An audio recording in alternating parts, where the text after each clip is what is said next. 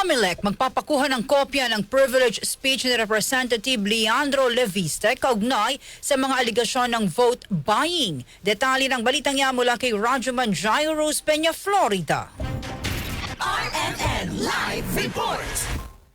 Gagawa ng aksyon ng Commission on Elections kaugnay sa mga alegasyon ni Batangas Representative Leandro Leviste na talamak umano ang vote buying at alam nito ng maraming kongresista.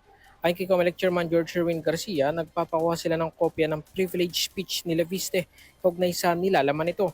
Inaakusahan ni Leviste si Executive Secretary Ralph Recto at pamilya nito na tumanggap umano ng campaign funds mula kay CWS Party List Representative Edwin Guardiola. Bilang sagot naman ni Recto, ilang beses umano siyang tinangkang suhulan ni Leviste para impluwensya ng halalan sa lalawigan.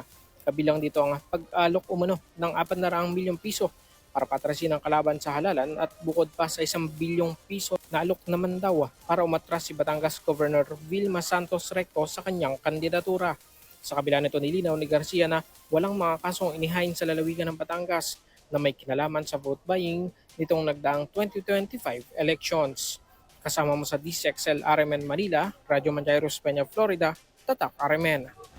RMN Network News!